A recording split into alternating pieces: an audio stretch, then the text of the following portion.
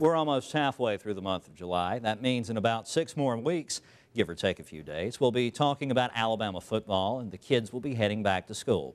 Teachers will be faced with some tough choices when it comes to stocking up on supplies for their classrooms with very limited budgets.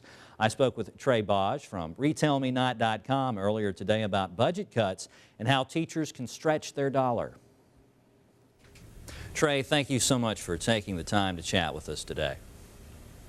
Thanks so much for having me. Absolutely. You've been talking with teachers, you've been polling them, and you've been learning about what's going on in the classroom and some things about education cuts. Tell us about what you're learning. Well, we were very curious to find out how teachers have been impacted by the education funding cuts that are happening across the country, particularly in the last 3 years. And what we did find is that almost 90% of teachers indicated that they're dipping into their own pockets to supplement the supplies in their classrooms. That's something we're all too familiar with in this part of the country, the Deep South, West Alabama in particular. Are different regions of the country affected differently, or is everyone basically in the same boat whenever it comes to public education cuts? Well, that's a great question, and this refers to private education as well. I was surprised to see that actually public and private are both experiencing deep cuts. We found that 80% of teachers in the western part of the U.S.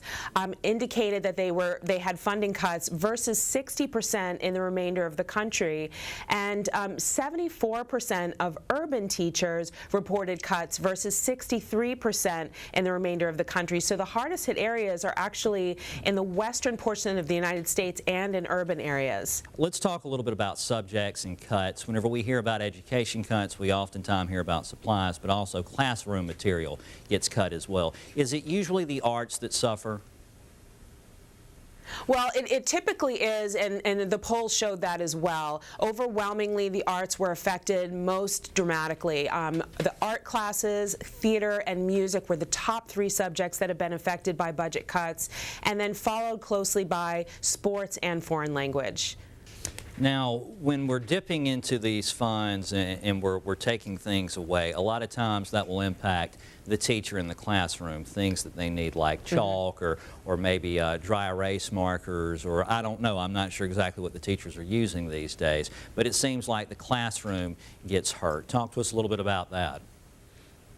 It does. In fact, we found that teachers are spending upwards of $150 of their own money to supplement their classroom supply needs. However, teachers are being very proactive. We found that a vast majority are reaching back to the schools to see if there's any supplemental funding, like stipends, but they are passing some of those expenses along to the parents because they don't have a choice, and also pooling resources with other teachers. And so we do want to provide some information for teachers who are having to spend their own money, encouraging them to spend very wisely by using price comparison services like a Price Grabber or a Next Tag, and also utilizing RetailMeNot.com. We have a dedicated back-to-school page with lots of deals, even this early in the back-to-school season. So there is a way to stretch that dollar as long as you take a couple of steps beforehand.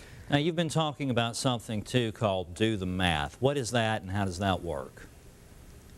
Well, it's a campaign that we're really excited about. Retail Me Not is involved in a number of charitable endeavors throughout the year, and particularly those that are education-based. And so we feel that this is a call to action for us. Once we saw this poll, we want to really highlight that teachers are being affected. And, you know, the teachers that are buying their own things, we want to teach them how to stretch their dollar. So we are profiling a number of teachers on our blog, finding out how they've been affected and giving them some saving tips as well.